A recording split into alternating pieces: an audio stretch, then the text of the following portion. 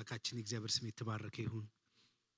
ከቻላችሁን ቆምና የእግዚአብሔርን ቃል አንብበን አጭር ጸሎት ጸልየን ወደ እግዚአብሔር ቃል እንሄዳለን። ዛሬ ከቆሮንቶስ መጽሐፍ ምዕራፍ 3ን ከኔ ጋራ ኤክስፖዝ እናደርጋለን። በጣም በጥቂቱ ምዕራፍ 3 ከቁጥር 1 ጀምሮ ያለውን የእግዚአብሔርን ቃል አነብላችኋለሁ። እኔም ወንድሞች ሆይ የሥጋ እንደመሆናችሁ በክርስቶስ ሕፃናት እንደመሆናችሁ እንጂ መንፈሳዊ እንደመሆናችሁ ልናገራችሁ አልቻልኩም። ገና ጽምኑ መብል ለመብላት አትችሉምና ወተትን ጋትኳችሁ። ገና ሥጋውያን ናችሁና እስካሁን ድረስ ገና አትችሉም። ቅናትና ክርክር ስለሚገኝባችሁ ሥጋውያን መሆናችሁ አይደለምን? እንደ ሰው ልማድስ አትመላለሱምን? አንዱ እኔ ጳውሎስ ነኝ፣ ሁለተኛው እኔ አጵሎስ ነኝ ቢል ሰዎች ብቻ መሆናችሁ አይደለምን? አጵሎስ እንግዲህ ምንድነው? ጳውሎስ ምንድነው? በእነርሱ እጅ ያመናቸው አገልጋዮች ናቸው።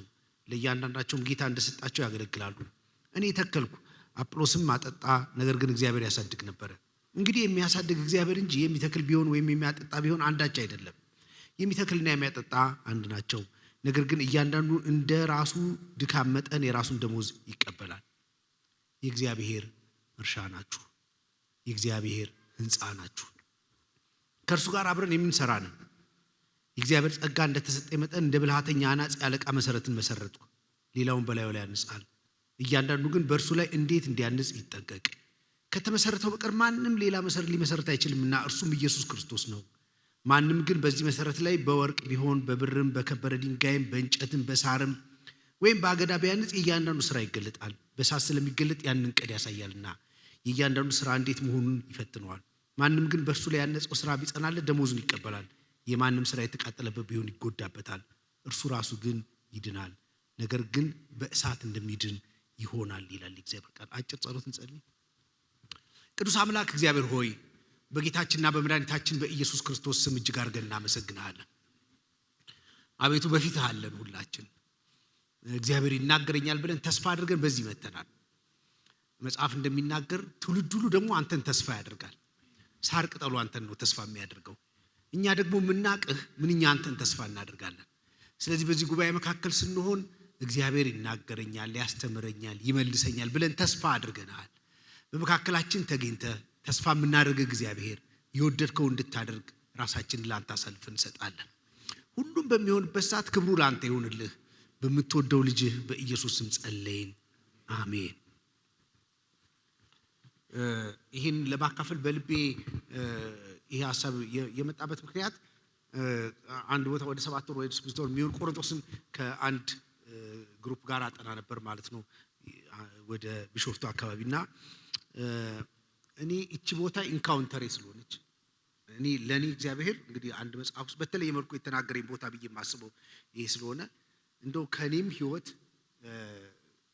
እንደው ከለወጠኝ ነገር ባካፍላችሁ ይሻላል ብዬ ነው የመጣሁት ማለት ነው።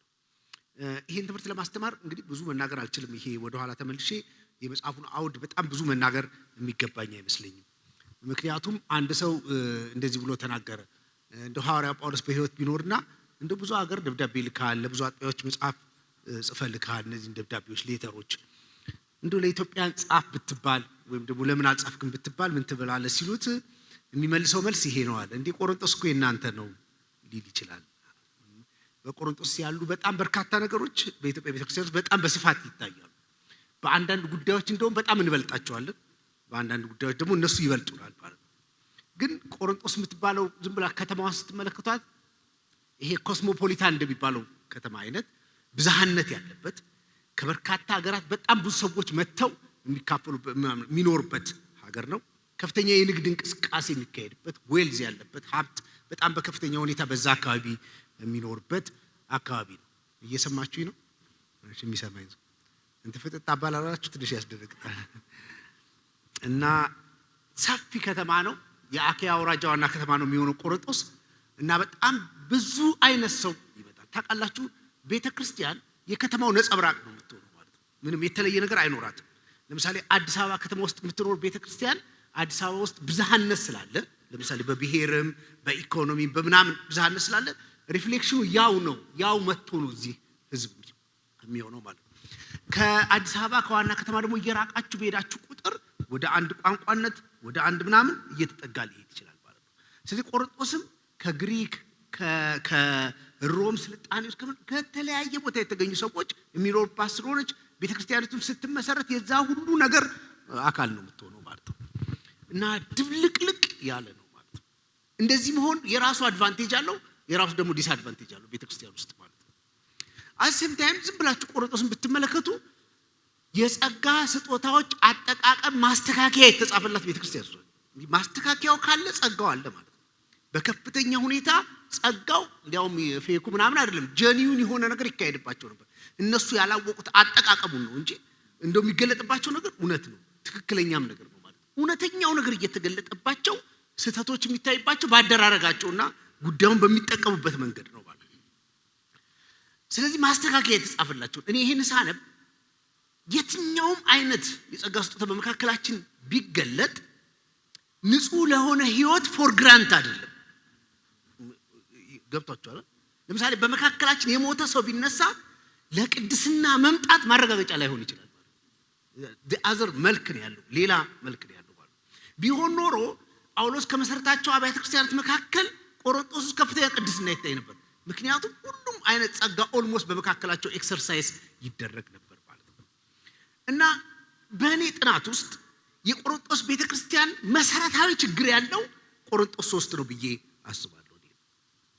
ስለዚህ ቀጥታ ወደሱ እንሂድ ይችላል። ምክንያቱም ትንሽ ረዘም ያለ ቁጥሮችን ስለምንመለከት ቶሎ ቶሎ ለማየት ማለት ነው። ገና ሲጀምር እንግዲህ ወንድሞች ሆይ ይላቸዋል። አቤት የሥጋ እንደመሆናችሁ በክርስቶስ ሕፃናት እንደመሆናችሁ እንጂ መንፈሳዊ እንደመሆናችሁ ልናገራችሁ አልቻልኩም። እናንተ ጋር መጥቼ 1 ዓመት ከ8 ወር እነሱ ጋር አሳልፏል። ረጅም ጊዜ ነው። በጣም የተለያየ ትጋቶችንና መልእክቶችን ሁሉ ጽፏል። እንግዲህ ቆሮንቶስ ብቻ 4 ደብዳቤ እንደጻፈ ነው ጳውሎስ የሚታሰበው ማለት ነው። ሎስት ናቸው፣ ሁለቱ የጠፉ ደብዳቤዎች ናቸው።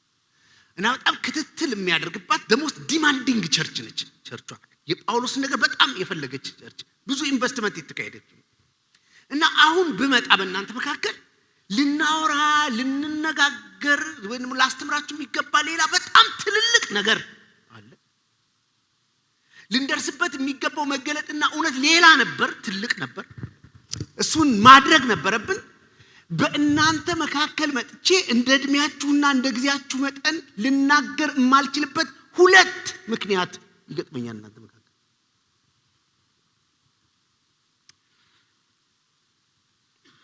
ከዚህ እግዚአብሔር ይሰውራችሁ። በአገልግሎት ውስጥ ለምሳሌ እንደኔ ቆሞ ለሚያገለግል ሰው ደሞስት ዲፊከልት ነገር ይዛችሁት የመጣችሁት ነገርና ቁጭ ብሎ የሚሰማችሁ ሰው አልመጣጠን ሲል እንደዛ ቀን ፈታኝ ነገር የለም። በሌላ አነጋገር ቁጭ ብሎ የሚሰማችሁ ሰው የሚፈልገውና እግዚአብሔር ፈልጎት በእናንተ ውስጥ የመጣው አልገናኝ ሲል ጥሪያችሁን ጠርጥራችሁ ሁላ ነው የምትወጡት። ወጣችሁ ጠርተኸኛል አልጠራኸኝም ነው የምትሉት። እግዚአብሔር በጣም ከባድ እና እናንተ መካከል መጥቼ ልናገር የምፈልገው ሌላ የላቀ የከበረ እንደ እድሜያችሁ የሆነ የእግዚአብሔር ቃልና ሐሳብ ነበረ። እናንተ መካከል ግን መጥቼ ያልተናገርኩበት በጣም 2 ምክንያት አለ። የመጀመሪያው ስጋውያን ናችሁ። ምን ማለት እንደሆነ ልንገራችሁ። በስጋውያን መካከል መለኮታዊ ሐሳብ መግለጥ በጣም ከባድ በጣም ዝም ብሎ ለመናገር ሰውን ዝም ብሎ አይደለም ጳውሎስ የሚመለከተው። አሁን ይሄ ቃል በተጻፈበት በግሪክ ቢጠር ሰውን ዝም ብሎ መጀመሪያ ለ2 ይከፍለዋል፣ የዳነና ያልዳነ ይሏል። ከዛ በኋላ ቤተክርስቲያን የመጡት እንደዚህ ያሉትን ሰዎች ደግሞ የዳኑ ናቸው። እዚህ አሁን በጌታ ያሆናችሁ ኦኬ፣ ያልሆናችሁ ያላወጣችሁ በኋላ ጠራችኋለሁ፣ ጌታን ተቀበላላችሁ። እሺ፣ በጌታ ያሆናችሁ ሰዎች እሺ። እዚህ የመጣን አሁን በጌታን ያለን ሰዎች ደግሞ ዝም ብሎ አያየንም ጳውሎስ፣ ለ2 ይከፍለናል። መንፈሳዊና ስጋዊ ተብለን ለ2 እንከፈላለን ማለት ነው። አሁን እኔ መክፈል አልችልም፣ ግን ልባቸው ያውቀዋል። መንፈሳዊና ስጋዊ ተብለው ሰዎች ለ2 ይከፈላሉ። የት? ቤተክርስቲያን ውስጥ። ስጋዊ ሲባል እንዱ ሰይጣን ምናምን ማለት አይደለም። ስጋዊ ማለት የዳነ ስጋዊ ማለት ድኗል። ስጋዊ አልዳነ ምናምን አይደለም ክርክሩ። ድኗል ምናምን አይደለም። ድኗል ስጋዊ ሰው አለ፣ መንፈሳዊ ሰው ደግሞ አለ። ስጋዊ ሰው ማለት ከእያንዳንዱ መንፈሳዊ አክቲቪቲ ውስጥ የስጋ ጥቅሙን የሚያሳድድ ማለት ነው። ሰምታችሁ? የተሰበሰበው አሁን እዚህ ለመጣ ይባል መንፈሳዊ ነው፣ ጉዳዩ መንፈሳዊ ነው። አሁን አይደል አትናገሩም እናንተ? ስጋዊ ነው አይደል? ምን ነው መንፈሳዊ ነው አይደል ጉዳይ? ለምን መጣ ሲባል እንትናችን ኢሴንሳችን መንፈሳዊ ነው። ስብሰባችን መንፈሳዊ ነው። ስጋውያን ሰዎች ምን አይነት ናቸው ካላችሁ የተሰበሰቡት መንፈሳዊ ስብሰባ ውስጥ ነው። ፍላጎታቸው ማሳደዳቸው ስጋዊ ነው። ለምሳሌ የሚቀጥለው ሮብ እንትን ስለሆነ የሙስሊም በዓል ስለሆነ አይደለም ባይዞ እንዳቀር ግን ቢሆን የሙስሊም በዓል ስለሆነ ቀኑ ሙሉ እዚህ በጾም ጸሎት እንውላለን ስትሉት ስጋዊ ሰው መጨረሻ ቢመጣል ይበል ምሳ አለ ምን አገኛለሁ አሁን እኮ አበላለ ብሎ የሚጠይቅ ሰው እንኳን የለም ስትሉት አልመጣም ይላችሁ። ሰውስሙን ችግር የለም ጉዳይ መንፈሳዊ እኔ ግን ምን እጠቀማለሁ? አነሱና ሮብ ለምን አትመጣም? አገለግላለሁ። አታገለግልም? አልመጣም። ከዚህ ስብሰባ ውስጥ እግዚአብሔር ምን ይፈልጋል? መንፈሳዊነት ምናምን እኔ ምን እጠቀማለሁ? ባይዘው ስጋውያን ሰዎች እንኳን ለመንፈሳዊነት ለጓደኝነት አይበጁ። ትዳር ሊመሰርት ይሆናል ይሄ ስጋዊ ሰውዬ ወይም ለሷም ልትመሰርት ይሆናል። ከዚህ ምን እንት ጥያቄ ምን አለው የሚለው ገብቼ ምን አገኛለሁ? ያቀጭ ትዳር መንፈሳዊ እኮ ነው። እግዚአብሔር ያቋቋመው እኮ ተቋም ነው። በትዳር ውስጥ እንደዚህ ምንም አይገባቸውም። ምን አለው? ስጋውያን አባቶች ሲላክላቸው ምን አለው? መንፈሳዊ ነው ባሉ የለው እግዚአብሔርን ይፈራል እንትን ነው እሱ አይደለም ባሉ ምን የሚጨበጥ ምን አለው? ካርታ አለው የለውም? አያገባም። እና ጳውሎስ መንፈሳዊ ጉዳይ ይዞ ቆሮንቶስ መጣ። ሰዎች ስጋውያን ባይ ዘ ወይ በቤተ ክርስቲያን ውስጥ የሚታዩት መንፈሳዊ ስተቶችና ሜሳፖች ጠቅላላ እኛ ዝም ብለን የሚያገለግለው ሰውዬ ላይ እንደፈድፈዋለን እንጂ ከፍላጎት ተነስቶ ነው ያሁን ላስተት የመጣው። ዲማንድ አለ፣ የስጋ ፍላጎት አለ በጉባኤው መካከል። ቱናይት የሚል ስብከት ያስፈልጋል። ለምን? ዛሬ ማታ ስጋዊ ፍላጎት ሊያሟላ የመጣ ሰው ጠቅላላ እና ይሄ የሚያውቃል ዛሬ ማታ ከዛሬ ጀምሮ የሚል እና ይደበላለቃል ጉባኤው። ለምን? የተሳካው በዛ ቀን የስጋ ፍላጎት ስለሆነ። በትንቢቶች በጸጋ አገልግሎቶች ምናምን የሚታዩት ድብልቅልቅ ወይ ጠቅላላ ዲማንድ ስላላቸው ነው። ዝም ብሎ እንዳይመስላችሁ ፈላጊዎች አላቸው። እኔ ብዙ አውቃለሁ እንደዚህ አይነት አሁን አንድ ሰው ሲዘመር የለም የእግዚአብሔር ቃል ሲሰበክ የለም ምናምን የለም አይታችሁ ነው አንድ ምንም የለም ጸጥ ብሎ ሲያዛጋ ምናምን ይታየኛል ማለት ሲጀምር ከየት እንደመጣ ታውቁት ነው ረጃ በራብሮ እንደዚህ እና ይሄን ሰው የራሱ ያሳስተዋል። ሰውየውም የሚሄደው ወደዛ ወደ ተነቃቃው ሰውየው እና ለትንቢት የሚመች ፊት ይላል። ምን አይነት እንደሆነ አላውቅም እኔ ግን እና አሳች ብቻ አሳሳች ምንም ብዙ ነው ማለት ነው። ለምን ሲባል ይላችሁ such kind of gospel የመጣው whether prosperity በሉት ምናምን ምን በሉት የፕሮስፔሪቲ ዲማንድ ስላለ እና ጉዳዩ ከመንፈሳዊነት ተላቆ የዚህ ምድር ጉዳዮች በደንብ ኢንተርቴን የሚደረጉት ጉባኤው ስጋዊ ስለሆነ ነው። ስለዚህ ስጋውያን መካከል መጥቼ መንፈሳዊ ሐሳብ ወይም ያምላካችሁን የእግዚአብሔር ፈቃድ መግለጥ አልችልም። ለምን? ስጋውያን ሰዎች እንዲህ አይነት ጉዳይ አይሰሙም። ስጋውያን ባይሰው ይዳኑ ናቸው እንዳትሳሳቱ። ግን የስጋ ፍላጎታቸው መንፈሳዊ ማንነታቸውን የተጫነባቸው ማለት የተቆጣጠረባቸው የገላትያ መጽሐፍ እንደሚናገረው ስጋቸው በመንፈሳቸው ላይ የሚገዛባቸው መንፈሳቸው የተጨቆነባቸው ከእግዚአብሔር ጋር ኮሙኒኬት የሚያደርገው ማንነታቸው የተዳፈነባቸው በስጋ ፍላጎት እና እናንተ መካከል መጣው እሺ ስጋያ ስለሆናችሁ ምንም መናገር አልቻልኩም። ከስጋዊነት ጋር የማይነጣጠል ሌላው እንቅፋት ህፃናት እንደመሆናችሁ መጠን ማለት ኢንተርዲፔንደንት ናቸው። በዚህ ስጋዊነትና ህፃንነት ተያይዘው ተዛዝለው የሚመጡ ጉዳዮች ናቸው። ስጋዊነት የሚመነጨው ከህፃንነትም ጭምር ስለሆነ ነው ማለት። ሁለተኛው እናንተ መካከል መጥቼ መናገር የማልችልበት ምክንያት ህፃናት ስለሆናችሁ። ሰውየው የሚያወራው በዚህ ምድር ተወልደው እየኖሩ ስላስቆጠሩት እድሜ አይደለም። በቤተ ክርስቲያን ውስጥ ተጠምቀው ወይም ተቀላቅለው ያስቆጠሩትን እድሜ አይደለም። ኢማቹሪቲያቸውን ነው የሚያወራው። እግዚአብሔር ቤት መታችሁ እንደፈጃችሁት መጠን ምንም አላደጋችሁ። ስለዚህ ምንድናችሁ? ሕፃናት ናችሁ። እኔ እናንተን እኮ አይደለም ቆሮንቶሶች። አሜን። ሕፃናት ናችሁ። ቅዱሳን ይንገራሉ። ሕፃንነት በደፈናው መጽሐፍ ቅዱስ የሚያንኳስሰው ጉዳይ አይደለም። እንደ ሕፃን እንድንሆን የተጠየቅንባቸው ቦታዎች አሉ። ሕፃንነት በእድሜና በወጉ በጣም የሚያምር ጉዳይ ነው። አት ዘ ሴም ታይም ግን በሕፃንነት የሚያምር ትልቅ ሆናችሁ የማያምር ስንት ጉዳይ አለ መሰለኝ።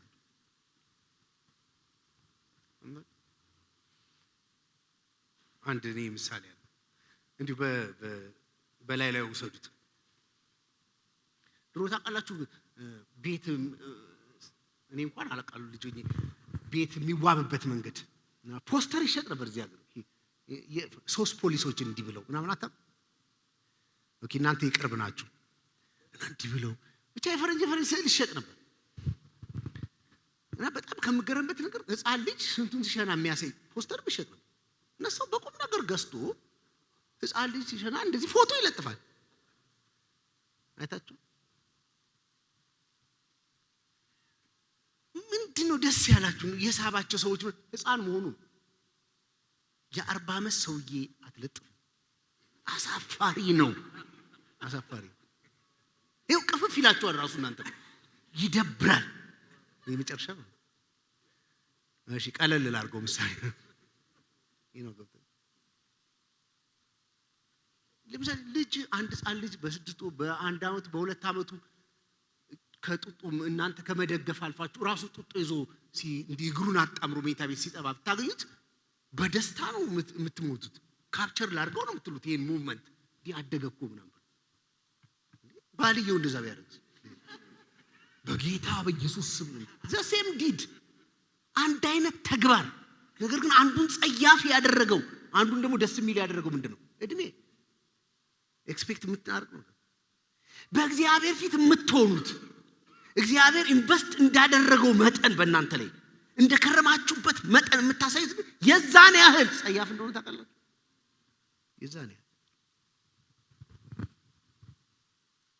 የዛን ያህል የሚደብር አንዳንዶቻችን እዚህ ቤት እንደከረምነው መጠን እንደተማርነው መጠን ምናልባት እንዳገለገልነው መጠን የምናሳያቸው ባህሪዎች እግዚአብሔር በመንፈሳዊ መነጽር ሲመለከታቸው የዛን ያህል ጸያፎች።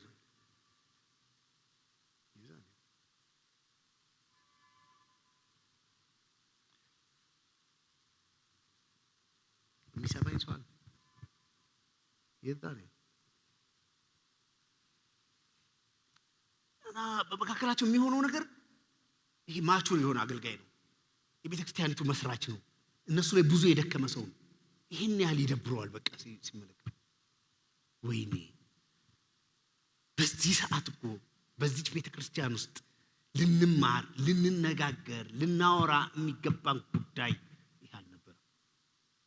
የጠለቁ የእግዚአብሔር ምስጢሮችን በእናንተ መካከል በእጄ መናገር የምችልበት ፕላትፎርም ነበር መሆን የነበረበት። ነገር ግን መጥቼ አሁንም በጣም ቸገራለሁ። ሕፃናት ስለሆናችሁ ጽኑ መብላችሁ።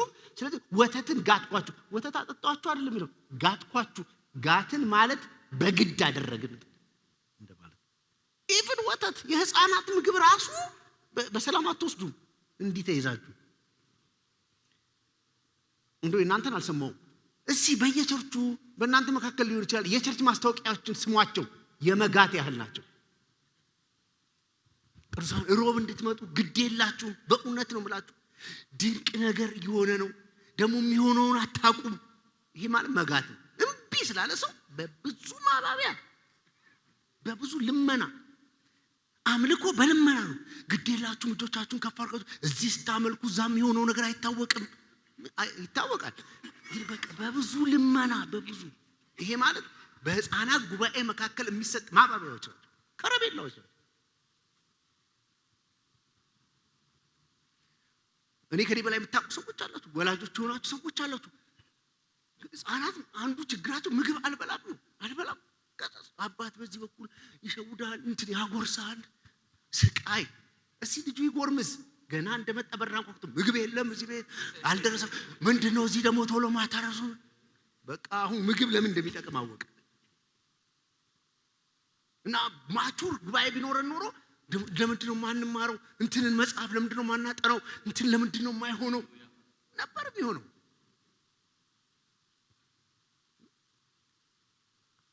በህፃናት ዘንድ በጣም እጅግ ጣፋጭ ምግቦች ተወዳጅ ናቸው። ፋስት ፉዶች ተወዳጅ ናቸው። ታውቃላችሁ እኔ ሳድግ ያቦለድ ትውልድ ነኝ። እኔ በነበርኩት ፋቨራይት ብስኩት አቦለድ እና እኔ አላገኝም። ዘመድ መጥቶ ከገዛልኝ ወይ ደግሞ ቤተሰብ ታላቅ ወንድሞች መጥቶ ከገዙልኝ ነው ማግኘት። እኔ አንድ ብር ይሁን አንድ ብር ከ50 የሚሸጥ ያለ ስወዳ አቦለድ እና አበላዴ ራስ ትገዛዋል እንደ ለሁለት ክፍል ነጭ አለ መጀመሪያ ነጩን በቁጠባ ነው። እና ምኞት በዛ ሰዓት ምን እንደው እግዚአብሔር ምን ቢያደርግልኝ ትፈልጋለህ? በዛ ሰዓት ብትጠይቅ ምን ነው ያቦለድ አስመጪው ልጅ በሆንኩ ነው። ምን ላደርግ? ቁርሴንም አቦለድ ምሳዬንም አቦለድ። እኔ አቦለድ ብቻ በበላ ሰው ሆነ ነበር አልሆነም። የበሽታ ማህት ነው ላይ የምታገኙት። ለምን ሄዱ? የሚያገለግሏቸው ሰዎች ከሚጨነቁባቸው ነገሮች በጣም በዋናነት ታውቃላችሁ ማጣፈጡ ላይ እንደሆነ ማነው በዚህ ዘመን ልክ እንደ ክርስቶስ እንደው ጽድት ያለችው እንዲያታርጉ እንደዚህ ጥሩ አይደለም እንደዚህ ምና ብለን ብንሄድ እኔ ብላሁንም ኧረ አይችልም የሚቀጥለው እንዳይመጣ ነው የምትሉ ስለ ኮምፒቲሽን ውድድሩ ምናምን ጉዳዩን ለማጣፈጥ የሚደረግ እናንተ ሳይደብራችሁ እንድጨርሱ ጥሩ ነው። ሳይደብራችሁ ስሙ። ግን የሚገርማችሁ የቅመሙ በብዛት ዋናው ምግብ ጣዕሙን እስኪያሳጣው ድረስ ዋናው የእግዚአብሔር ፈቃድና ሐሳብ ምን እስከሆነ እስኪጠፋን ድረስ ሆነ። ለምን የሚጣፍጠው ነገር በጣም በዛ።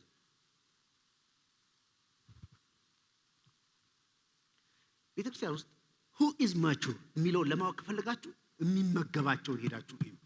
የሚወዳቸውን መጽሐፍ የሚወዳቸውን የስብከት አይነቶች በቃ ዝም ብላችሁ ቼክ አድርጉት። እድሜውን ትገምታላችሁ። በቃ መንፈሳዊ ብስለቱ በደንብ ታውቁበታላችሁ። እኔ ባለሁበት ቤተክርስቲያን አንድ ጊዜ አንድ ስልጠና ነበር እና የሚያሰለጥኑ ሰዎች እንትናቸው የሚኒስትሪያቸው ስም መድረኮቻችን እንታደግ የሚል ነው። ሞቷቸው ለመታደግ ነው። ይሄን እንደ ሚኒስትሪ ይዘውት የሚያገለግሉት እና የቤተክርስቲያን የኢትዮጵያ ቤተክርስቲያን ፈተናዎች ወይም ደግሞ ከመድረክ የሚያገለግሉ ሰዎች ሁለት አይነት ሰዎች መጥተዋል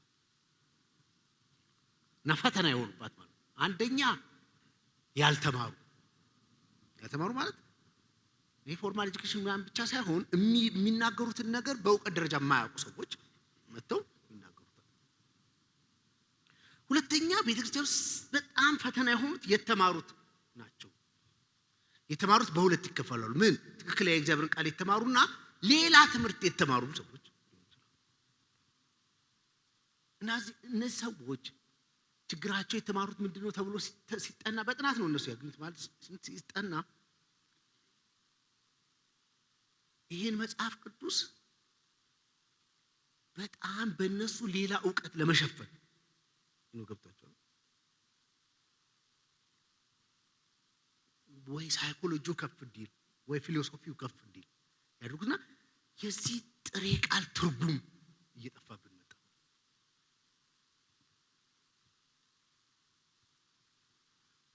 ለምን ምንድነው ሰው ሁሉ እንዲህ አይነት ችግር ውስጥ የገባው ሲባል the audience ይሄ ኦዲየንሱ ሆነ ይሄን ጉባኤ የሚመራው። አንዳንድ ሰው እዚህ ቁጭ ብሎ በምትናገሩት ነገር በአይኑ ይነግራቸዋል ደብሮኛል አይነት ነገር እና አንተ ወዲያው እዚህ ውርማት ትሰጣለህ እሱንም ኢንጌጅ ለማድረግ ያኛውንም ኢንጌጅ ለማድረግ እና እግዚአብሔር ማቹሪቲ ይስጣችሁ። እስቲ በደንብ አሜን በሉ። ለሚቴን እግዚአብሔር ቤት ይሄን ሁላ እድሜ ያባክናችሁ ይሄን መጽሐፍ ቅዱስ በጥሬው አንብቦ አለመጨረስ በጣም አሳፋሪ ነው። ምንም ሌላ ነገር አይደለም። ለእናንተ የተጻፈ የእግዚአብሔር ደብዳቤ ከሆነ ይሄንን እንደምትወዱት እግዚአብሔር እንደምታመልኩ መጠን በጥሬው ሌላ ጉዳይ አይደለም። በጥሬው አንብቦ አለመጨረስ በጣም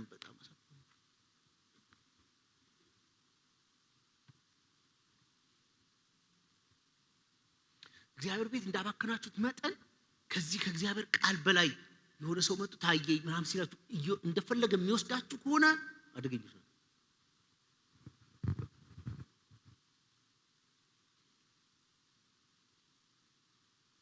እና ምንድነው የሁለቱ ነገር መጨረሻ ላይ ምንድነው ያመጣባችሁ ሲባል ቅናትና ክርክር። ይሄን አይታችሁ እንደሆነ በትክክል ህፃናት መካከል ቢታይ ህፃናት ሲጫወቱ ዝም ብላችሁ ተመልከቱ። ለ30 ደቂቃ ተመልከቷቸው ተጫወቱ ብላችሁ ከጫወታው በላይ ክርክር አለ። ገብታችሁ እኛ በፍሬ ነበር ሲኒ የዛፍ ፍሬ ሲኒ ምናምን ብለን ነበር። ሲኒው የት ይቀመጥ ክርክር ኢሪሌቫንት ነው ጉዳዩ። ይሄ ህፃናት መካከል የምታዩት ክርክር የኔ አባት እንደዚህ ነው ዝም ብሎ ከመሬት ተነስቶ ነው። የኔ አባት እኮ አውሮፕላን ይነዳል የኔም ይነዳል ዝም ብሎ በቃ ከመሬት ተነስቶ አውሮፕላን አያውቁም ሁለቱም ልጆች ምናምን። ግን ከሚጫወቱት ጨዋታው ላይ ከሚያሳልፉት ጊዜ በላይ ክርክር ይበዛል። ዝም ብሎ ደግሞ ቅናት አለ ህፃናት መካከል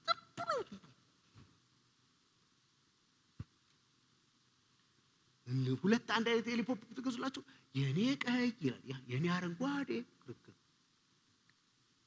በጉዳዩ ላይ ምንም ሪሌቫንሲ የሌለው ጉዳይ። እና ቤተክርስቲያን የመጨረሻ ካደከማት ነገር አንዱ ምንም የማይጠቅሙ ክርክሮች እንደሆነ ታውቃለህ። ምንም እናንተ በአእምሯችሁ ቶሎ እርም አድርጋችኋቸው ልታልፉ የምትችሏቸው ጉዳዮች ኢሹ ሆነው ቤተክርስቲያን ውስጥ ይቆማሉ። የመለያ የመከፋፈያ ምናምን አጀንዳዎች ሆነው ይቆማሉ። እኔ ሜጀር የሆኑ እግዚአብሔር ላይ የሚነሱ ክፉ ትምህርቶች ምናምን አላልኩም። በጣም ብዙ አንዳንድ ቦታ መተዳደሪያ ደንብ ትልቅ ቦታ አለው ከእግዚአብሔር ቃል በላይ። አሜን።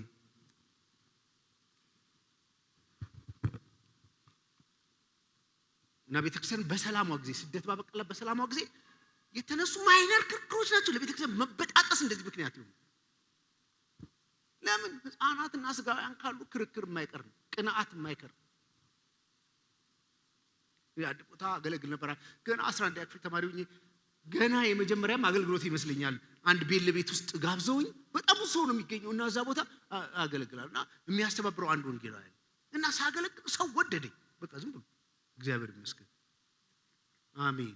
አዎ እና ሲወጣ በጣም ብዙ እኮ ልጅ ነኝ በእውነት ነው ማለት ነው። ሰላም ሲል ደበረው የሚያስተባብረው ሰው እና አንፎርቹኔት ደግሞ ለስህተት የሚያጋልጥ አይደለም የተናገርኩት ነገር ምንም ብዙ አልተሳሳትኩም። ከዛ ምን ይበለኝ ስማ አለኝ እጅህን ስትሰብክ እንዴት ነው የምታደርገው? ምን አልኩት እንዲህ የምታደርገው እንዴ የኔ ነው የት ላድርገው ታዲያ እቤት አስቀምጬው አልመጣም። አሁን ከኔ እንዲህ ማለት በላይ የሆነ ሰው ከሰራት ማይነር ስህተት በላይ ከተናገርኩት ብዙ መልካም መካከል ከተገኘ ጥቂት ስህተት መካከል እሱን ትልቅ አድርጎ መከራከር የህፃንነት ምንድነው የሴንሱ ምንድነው ዋናው ነገር ብሎ ማጥቆር እና ምን አደረጋችሁ? እኔ ጳውሎስ ነኝ እኔ አጵሎስ ነኝ ብለው ይከራከራሉ። ታውቃላችሁ ጳውሎስ ነው ቤተክርስቲያንን የመሰረተው። ቀጥሎ የመጣውና ያስተማረው አጵሎስ ነው። አጵሎስ መጽሐፍ ቅዱስ ሲናገር በንግግር ይበረታ ነበር እና በአነጋገሩ በጣም ኢምፕረስ አድርጓቸዋል። ልክ ጳውሎስ መጥቶ ሲያገልግል እኔ ባክ አጵሎስ ነኝ። ክፋቱ የአጵሎስ መሆን ብቻ አይደለም፣ የአጵሎስ የሆነ ሰው ጠቅላላ የጳውሎስን ይቃወማል። እኔ አንዳንድ ሰው እንደሚመቻችሁ እኮ መቀበል ችግር የለውም። እናንተ ከተመቻችሁ ሰው በስተቀር ሌላ የለም ማለት ስህተት ነው። የመጨረሻው ስህተት እሱ። ኦኬ ሳምባዲ ሲያስተምር ይገባቸዋል፣ ደስ ይላቸዋል፣ ሲምፕል አድርጎ ይነግራቸዋል። በቃ ወደዳችሁት፣ እሺ ከሱ ውጪ ሌላ ሰው አይችልም ማለት ስህተት ነው። እና ጳውሎስ ደግሞ ቁጭ ነው። በንግግርም ያን ያህል ይበረታ ሰው አይደለም፣ በጣም ተናጋሪ አይደለም፣ በአካልም ኮሳሳ ሰው ነው። እሱ መጥቶ ያስተማራቸው ሰዎች አሉ እና እነሱ ወደዱት። አጵሎስ መጥቶ አጵሎስ በኢየሱስ ከዮሐንስ ጥምቀት ነበር የሚያስተምረው ይል አቅላና ፕርስቅላ አግኝተው ነው የጌታን መንገድ ከበፊት ሊገለጹለት። ሰውየው እስከ ዮሐንስ ጥምቀት ድረስ እያስተማረስ ኮምፒተንት ነበር። አሁን ደግሞ ተገልጦ ከባድ ሰውዬ ነው። መጥቶ በግሪክ የአነጋገር ሬቶሪክ ዕውቀት ደበላለቃቸው የአጵሎስ። ዛሬ እንደ ሁለት ስብከት ሰዱኝ። እኔ አሁን የፈለኳት ዋና አንድ ቦታ አለች እና እሱ የአገልጋዮችን ድርሻ ያደርጋቸው። አጵሎስ ይተክላል ማለት ጳውሎስ ይተክላል፣ አጵሎስ ያጠጣል፣ እግዚአብሔር ያሳድጋል። ፎከስ ማድረግ ያለባችሁ ማንም ቢተክል ማንም ቢያጠጣ ህይወት የሚሰጥ ከሌለ ጉዳዩ ዋጋ የለውም። እና ዋናው ማን ነው? ህይወት ሰጪው ይደግ የሚለው እግዚአብሔር ነው። ስለዚህ ለምን አሳዳጊው ለሁለታችሁ ማትሄዱ? እኔንም ተውኝ ይሄን ሰውዬ ምዕራፍ 1 ላይ እንደውም ለአራት ነው የተከፈሉት። የኬፋም አለ የክርስቶስም አለ። አራት ቦታ ላይ የተከፈሉት። አሁን ስሙ ይቺን ነው እንድሰሙ ይፈልጉ። የእግዚአብሔር እርሻ ናችሁ ብሎ ይነግራል። የእግዚአብሔር እርሻ ናችሁ። ቅድም እንደነገርኳችሁ የኔ ኢንካውንተር ቦታ ይችላል። አገልግሎቴን ሪቼክ እንዳደርግ መልሼ እንድመለከት ካደረገኝ እንዴት እንደገባኝ አላቅም። እናንተን ላይነቃችሁ ይችላል። እኔ ግን የተማርኩባት ነው።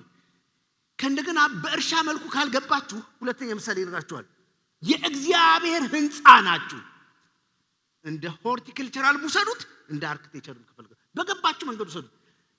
በፊት ለፊት የለካ እንደዚህ ቁጭ ብሎ የሚሰማኝ ይሄ ጉባኤ 100 ይሁን 1000 ይሁን 10 ይሁን የኔ አይደለም፣ የእግዚአብሔር ነው። የእግዚአብሔር መሆን ብቻ አይደለም፣ አይዘር እርሻ ነው ወይ ሕንፃ። ሰምታችሁ? እኔ የገባኝን ማስጠንቀቂያ ልነግራችሁ ፈልጋለሁ። ማናችሁም ሁኑ እግዚአብሔርን በሰው ልብ ውስጥ የመሳል እድል ካገኛችሁ፣ ስለ እግዚአብሔር አውርታችሁ እግዚአብሔርን ሰው ውስጥ የመገንባት እድል ካገኛችሁ፣ ሰውየው እንደዛ ቁጠሩት፣ ወይ ሕንፃ ነው ወይ እርሻ ነው። ኢትስ ግሬት ኦፖርቹኒቲ። አንተ ወጥቶ እዚህ ማስታወቂያ ሲናገር ቶታል የእግዚአብሔር ሐሳብ ነው። ማስታወቂያም ቢሆን መዝሙር የእግዚአብሔር ሐሳብ ነው። ስብከት የእግዚአብሔር ሐሳብ ነው። በአእምሮ ሊያደርገው የሚገባው ጉዳይ አንድ ጉዳይ ነው። የምትናገሩት ይሄ ከፊት ለፊታችሁ ያለ ሰው የእግዚአብሔር ነው፣ ደግሞም እርሻው ነው። በሌላ አነጋገር የእርሻው ባለቤት የሚፈልገው ነገር አለ። ይሄ ተቀጥሮ የሚሰራው ሰውዬ የፈለገውን የመዝራት መብት የለውም። ምንም እንኳን ጥሩ ቢሆን መጥፎ አይደለም። ምንም ጉዳዩ ጥሩ ቢሆን የእርሻው ባለቤት ስንዴ ዝራልኝ ካለ አይ በቆሎ እኮ አሁን ዋጋው ውድ ሆኗል ብለህ መዝራት አትችልም።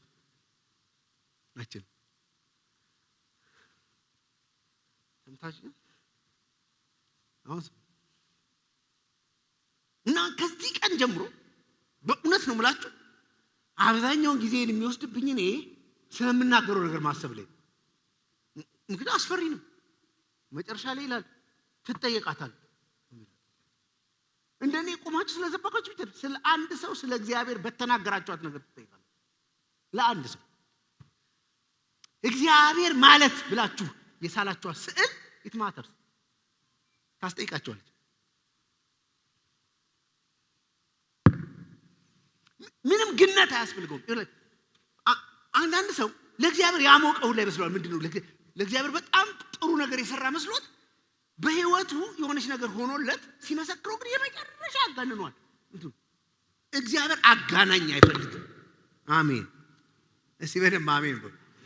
አንድ ወዳጅ ነበር አንድ ምስክርነት ነገረን። እንደዚህ የወንድሜ ነው ብሎ ወንድሜ ሙሉ ጊዜ አገልጋይ ሆኖ እንደዚህ ሆኖ ከዛ ጓደኛውን አግኝቶ እንደዚህ ሆኖ ምናምን እያለ ምስክርነቷ በጣም ታሳዝናለችና በቃ ሰው ያለቅሳል። በቃ እቺ ሲላት የሆነ ጉባኤ ላይ ያገኘዋል። ያቺ ምስክርነት አድጋ የሱ ሆነች የራሱ እኔ ብሎ መናገር ጀመረ። ገብታችኋል? የወንድሙ ነበረች ታሪኳ። አሁን አደገችና የሱ ሆነች።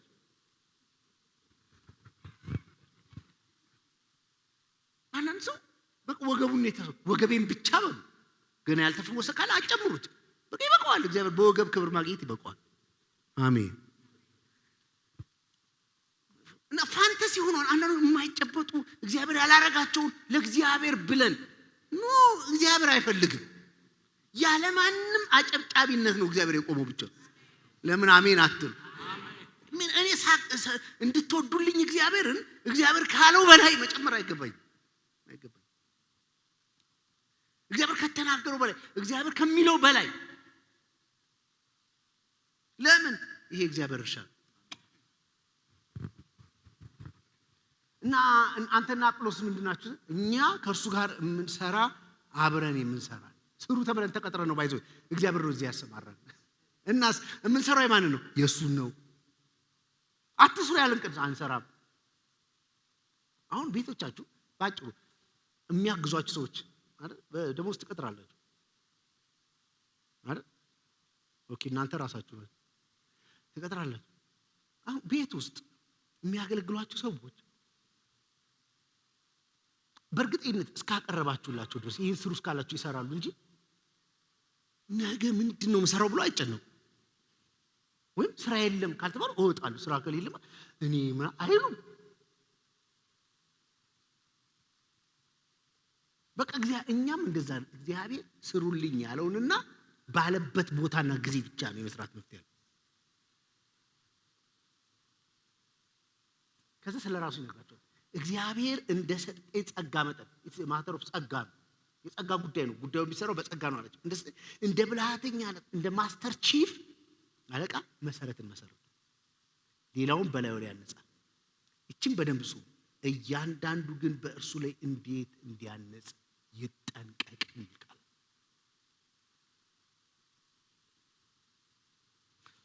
የብሉይ ኪዳን መጽሐፍ ጥቅሶች ወደ አዲስ ኪዳን በብዙ መንገድ ተጠቅሰዋል። ለምሳሌ ቃል በቃል መጥተው የተጠቀሱዋሉ፣ ሐሳባቸው የተጠቀሱዋሉ፣ ፓርሻሊ የተጠቀሱዋሉ። አንድ ደግሞ ኢኮ የሚባል አለ። ለምሳሌ ልክ ይሄን ስታነብ ኢኮ የሚያደርግ እንደ ግደል ማሚቶ የሚሰማ ማለት ነው። አሁን ጳውሎስ ይሄን ሲናገር ኢኮ የሚያደርገው አንድ ቃል አለ። የቱ ካላችሁ ሙሴ በተራራ ላይ ወጥቶ የመገናኛውን ድንኳን እንዴት እንደሚሰራ እግዚአብሔር እያንዳንዷን ሜዠርመንት ሲሰጠው ስፋቱን፣ ወርዱን፣ ርዝመቱን ሲሰጠው ከሰጠው በኋላ አንድ ቃል ይነግረዋል። ይሄን እንዴት እንድትሰራ ያንኑ ተጠንቀቅ የሚል ቃል። ወርዱ ይሄን ያህል ነው። ልክ እንደዛ አድርገ ለመስራት ምን አድርግ? እሺ ተጠንቀቅ በሉ። ተጠንቀቅ። በሌላ አነጋገር ሙሴ አቤት እንትን ሙቀት ስለሆነ ምድረ በዳ ስለሆነ ትንሽ ከፍ ላድርገው ብለ መስራት አትችልም። ህዝብ እየበዛ ነው ሰፋ ላድርገው ማለት አትችልም። ጨርቁ ከለሩ ደብሮኛል ይሄን ላድርገው ማለት አትችልም። እንዳየኸው እንደዛ ለማለት ለሚቴዱ አገልግሎትን ከባድ የሚያደርገው እግዚአብሔር እንደገለጠላችሁ እንደዛ ብቻ ለመናገር። ወይዘር ሰው ተኮሳተረ አልተኮሳተረ፣ ወደዳችሁ ጠላችሁ፣ አከበራችሁ አዋረዳችሁ፣ እሷን ለማድረግ መጠንቀቅ። እግዚአብሔር በዚህ ይባርካችሁ። እስቲ ጫዋችሁ አሜን በሉ። ተጠንቀቅ። እዚህ ቺፕ ፖፑላሪቲ ልሰበስብ አይደለም የመጣው። በሁሉ ለመወደድ አይደለም የምትቆሙ። ሁሉም ሰው እንዲያጨበጭብልህ፣ ሁሉም ሰው አሪፍ እንዲል አይደለም የምትቆሙ። ላኪ አለ፣ ላኪው መልእክት አለው። ሳትሸራርፍ ተናገር። እትዬ እንትናን ቡና ጠጡ ተብሎ የተላከ ልጅ ወተት ጠጡ ብሎ መናገር አይችልም። ቤት ሲመጡ የሚያጋጥማቸው ቡና ነው። ለማባበል ነው ሲቲዮን አረ ወተትም አለ ማርም አለ ማለት አይችልም። እናቴ ያለች ቡና ጠጡ ነው። ቡና ጠጡ ነው የሚባለው። እግዚአብሔር ያልሰጣቸው ተስፋዎች፣ እግዚአብሔር ያላላቸው ፕሮሚስ ያላደረጋቸው ነገሮች ለእናንተ በማዘን እኔ መስጠት አልችልም። አንዳንዶች ይራሩልናል፣ በቃ ይራሩልናል፣ እድሜያችንን ለመቀጠል ይራሩልናል። እኔ ከእግዚአብሔር በላይ ልራራላችሁ አልችልም።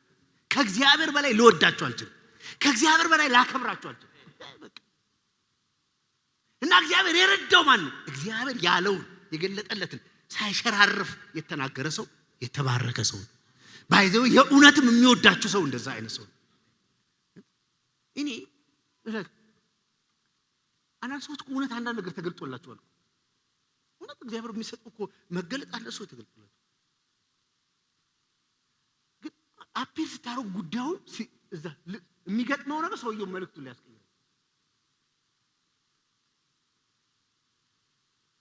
አንዱ ጓደኛዬ ነው የሚነግረኝ። እኔ አንድ ሰው ባለጠጋ ነው አለ ጸልይልኝ ብሎ በጣም ቆይቶ የዛሬ 20 ዓመት ይሆናል የነገረኝ።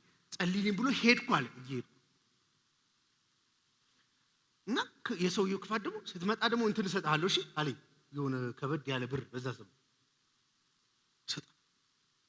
በቃ ደስ አለኝ። ከዛ እየከፋፈልኩ ሄድኩ አለ። እቺ ለቤት ኪራይ፣ እቺ ለልጆች ትምህርት ቤት፣ እቺ ምናምን እያልኩ ሄድኩ አለ። ስንጨት ገደል አለ የሚታይ ገደል። ሰውየው ከባድ ነው። አሁን ገደል ካልክ ሊሰጥህ ያለው ገደል።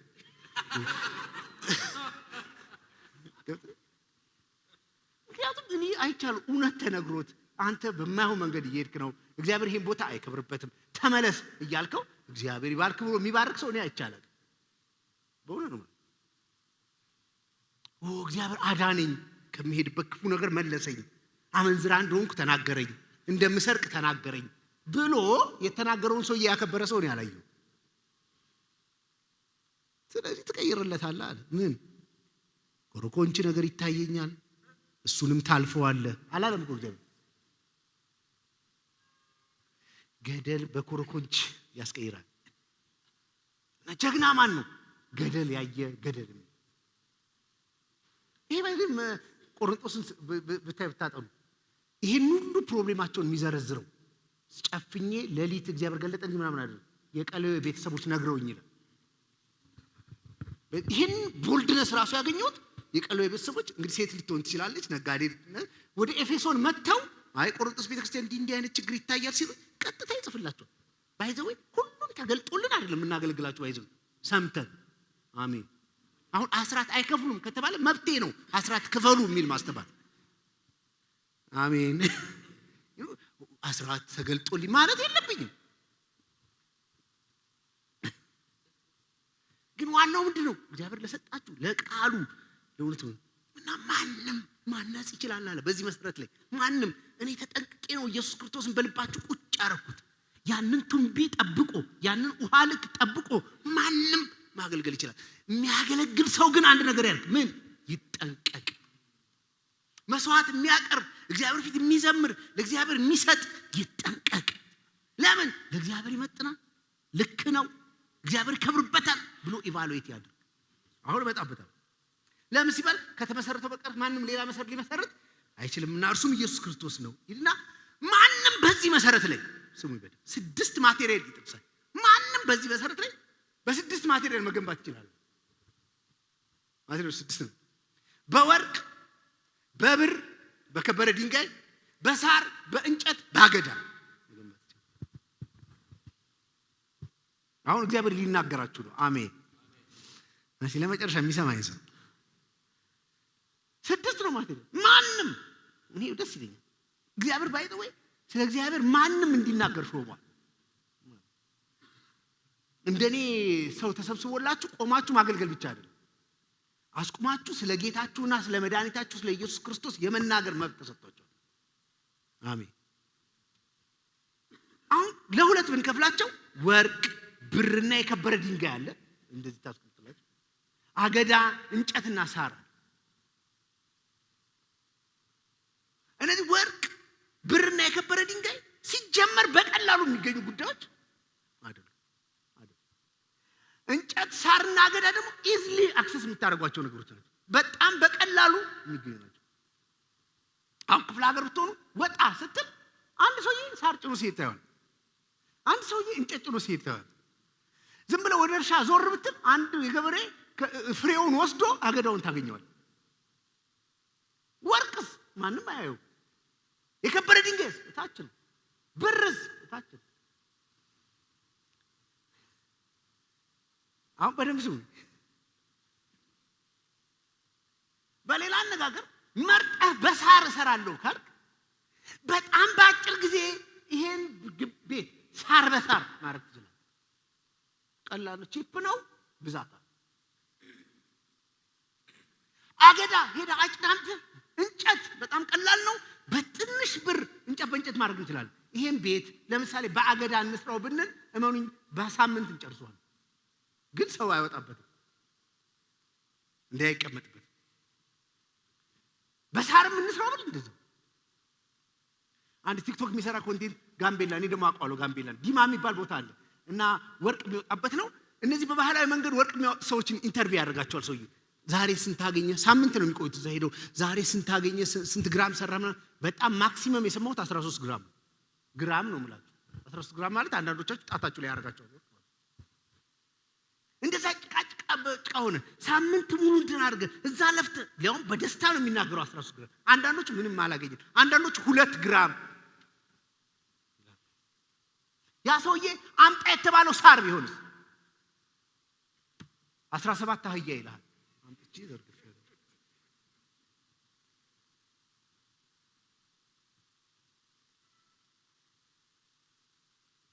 ቸርች ውስጥ እንደዛ የሚደክሙ ሰዎች አሉ፣ በወርቅ የሚሰሩ ሰዎች አሉ።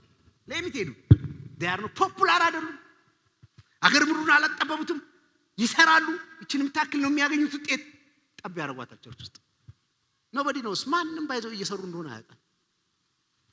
እነ ባላገዳ አሉ። እነ ባላገዳ ገና እንደመጡ ዞር በሉ ዞር አገዳ እየመጣ ነው እንዳይገፋችሁ እያሉ ነው የሚያመጡት። ግርግር እንጨትም ሲመጣ በቀላል አድርገው በሲኖ ትራክ ነው የሚመጣው።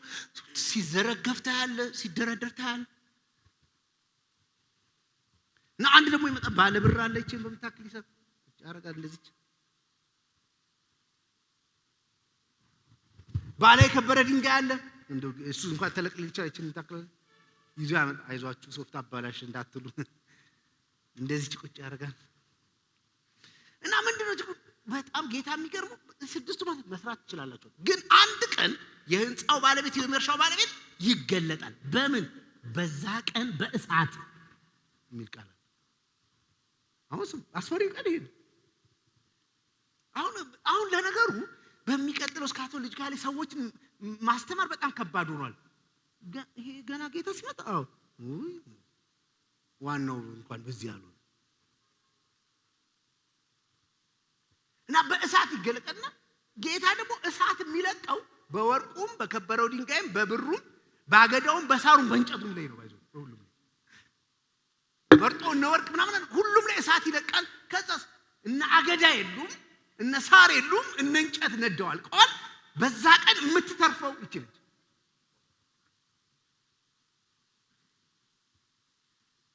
እግዚአብሔር ወርቅ ያርግላችሁ። እዚህ በደንብ አሜን በሉ። እንደኔ አገልግሎት እድል አገኛችሁ? አዎ እካን የትም ስባክን መጥቼ እዚች ጋር መኪናዬን ፓርክ አድርጌ የሆነ ጥቅስ ፒክ አድርጌ አገዳ ላረገው ይችላል። አሜን በለኝ። ያዘው ጎን ያለው ሰው ይባል አገዳ ላረገው ባይዘው ሁሉም አገዳ ነው እያልኩ አይደለም፣ እንደዛ እንዳትቃወሟቸው።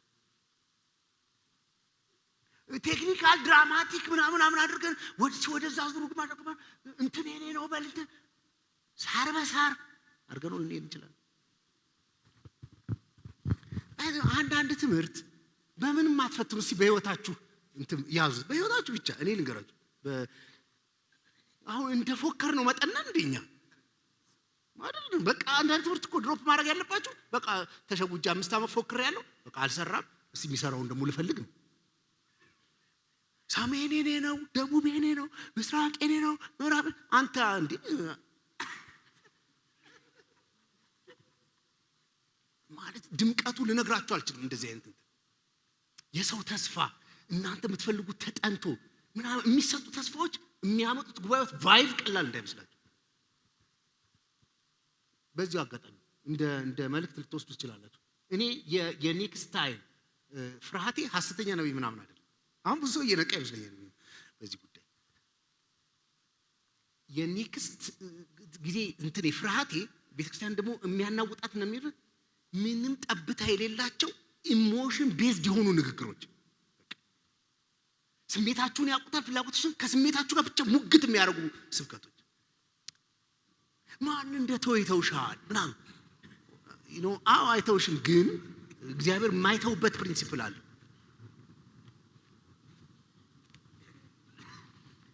ፍርሃቴ ነው የምላቸው የሚቀጥለው ዘመን የሰው ስነልቦና ላይ መሰረት ያደረጉ ስነልቦና በራሱ ክፉ ነው ብያለሁ። የሰው ፍላጎቶች ተጠንተው እናንተ የምትፈልጉት ታውቀው አርቲኩሌትድ ሆነው ተደራጅተው የሚሰጡ ትምህርቶች ናቸው። ፍርሃቴ የእግዚአብሔር ቃል የማይላቸው የማይዘንቡ ደመናዎች ዳሮት ፎልስ ፕሮፌሲ አይደሉም።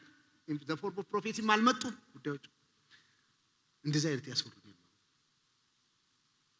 እስካሁን የሰማኝ ሰው እየጨረስኩ ሰዓት የሌለም ጨርሶ አይዟችሁ።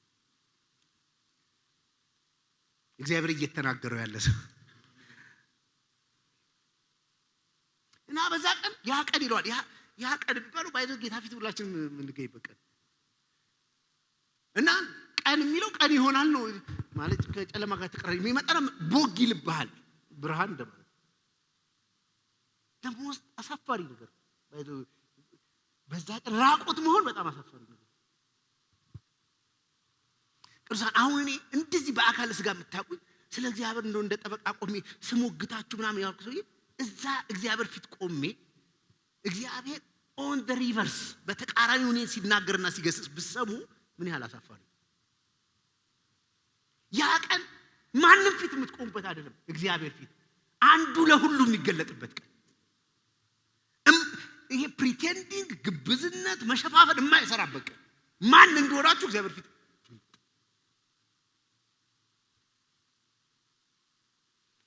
እዚህ በጣም ቸር ሰጪ ምናምን የምንባል ሰዎች የሰጠንበት ሞቲቭ የሚገለጥበት አንድ ነገር ያደረግንበት ሞቲቭ የሚገለጥ እና እሳት ይለቅበታል። እሳት ሲለቅ ያልኳችሁ ማቴሪያል የሉ የሚተርፉት እንደዚህ ናቸው። አሁንም እኔ እንደሚያገለግል ሰው ልንገራችሁ፣ እግዚአብሔር አምልኳችሁን ወርቅ ያርግላችሁ ነው። ገብቷችሁ? በሌላ ነገር እዚህ መታችሁ እግዚአብሔር ፊት የምታረጉትንም ነገር ጭምር በወርቅ መስራት ትችላላችሁ። አሁን መባ ተሰበሰበ አይደል? አዎ ስጦታችሁን እግዚአብሔር ፊት ወርቅ ማድረግ ትችላላችሁ፣ ሳር ማድረግ ትችላላችሁ። ሳርና ወርቅ የሚያደርጉ is not the amount ለእግዚአብሔር የምታደርጉበት ልብና ዴዲኬሽናችሁ። ሰው 10 ብር እግዚአብሔር ጋር ወርቅ አድርጎ ማቅረብ ይችላል።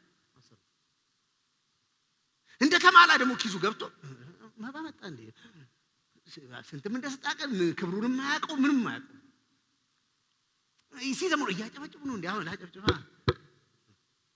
አሸብሽቡ ተባለ እንዴ ነው። አንዳንድ ሰው ደግሞ ኢንቴንድ ናቸው የሚባለው ቃሉ ይነካቸዋል የሚሉበት መንፈስ ማበረታቻ አይፈልጉም። ወርቅ አምልኮ ወደ እግዚአብሔር ያስገባል። አንዳንዱ እኮ ከኔ እኩል አጨብጭቧል፣ ከሰንበዲ እኩል አጨብጭቧል፣ ግን ሳር ነው። ምን እንዳለ አያውቅም፣ ምን እየተከናወነ እንደሆነ አያውቅም። የማገልገል ዕድል ዛሬ እኔ ገጥሞኛል። እቺን በመታከልም እናንተ ውስጥ ወርቅ ማድረግ እችላለሁ። ፖፑላሪቲ እንትን ብዬ እናንተ እኮ ማለት ስታምሩ ብዬ ይባላል ጉባኤ። እኔ እኮ በቸርች እኮ ቁጭ ያለው ለራሳችን አጨብጭበን በእውነት ዛሬ ስታምሩ ምንም የተለየ እኮ ስታምሩ እስቲ ለራሳችሁ አጨብጭቡ ይባል። ለራሳችን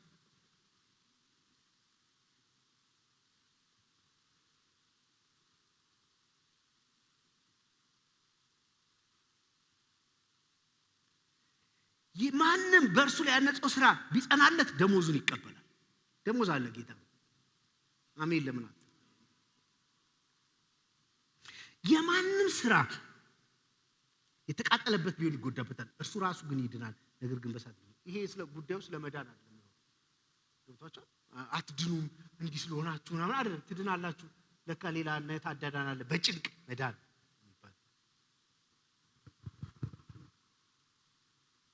አንድ ምሳሌ ነግሬያችሁ ጨርሳለሁ። 2 በጣም በትንሽ 5 ደቂቃ አንዴ እኔ ያለሁበት ቤተክርስቲያን ነግሬያችሁ እንደሆነ አላውቅም ማለት አበሩ የምትባል ሴት አለች ነግሬያችሁ እና አበሩ ላለፉት 20 ምናምን ዓመታት ሰው ቤት ነው የምትሰራው። እኔ ሳቃጭም እና የቸርቻችን የቤተክርስቲያን አስተዳደር የነበረ አሁን አሜሪካ ላይ ያለ ሰው አለ ማስረሻ ይባላል። እሱ ሲነግረኝ አበሩ የመጀመሪያ ተቀጥራ ቤተክርስቲያን አባል በሆነችበት ሰዓት ደሞዟ 50 ብር ነበር አለ። 5 ብር ታመጣለች ቤተክርስቲያን። 60 ብር ሲሆን እናውቃለን አለ 6 ብር ነው የምታመጣው። ላለፉት 20 ምናምን ዓመታት አስራት አቋርጣ አታውቅም። በገባት በጣም አሁን የማይሰጥ ሰው ምን ይለኛል? አስራት አዲስ ኪዳናዊ ነው። እኔ ምንም በሉት ግን ገብቷታል እሷ መስጠት እንዳለባት፣ ግን እቺን ታደርጋለች። ላለፉት 20 ምናምን ዓመታት አበሩን አንድም ከቸርች እርዳታ ተደርጎላት አያውቅም። ሰርታ ነው የምትኖሩ። ስትመጣ ራሱ ደስ ይለኛል። ልብሷን ጥብ አድርጋ ነው የምትመጣው። አንድም ቀን እከሌ ሰላም አለኝ አላለኝ አትልም። እየጎተተች ነው ሰላም የምትለን። በጣም ልቤን የሚነካው አንዳንድ ቀን ስንበተን 6 ሰዓት ተኩል ትመጣለች። አበሩ ለምን መጣሽ ስንባል ሰላም ልላችሁ ትለናለች።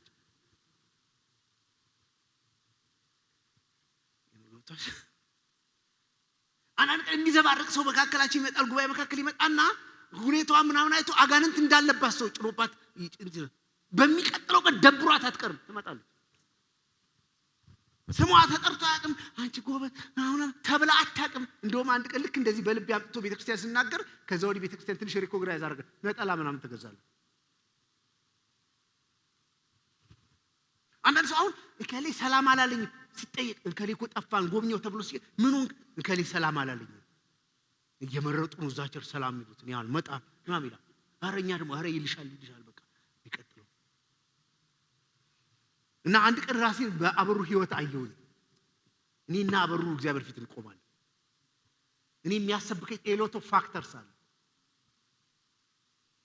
ነው ገብታችሁ።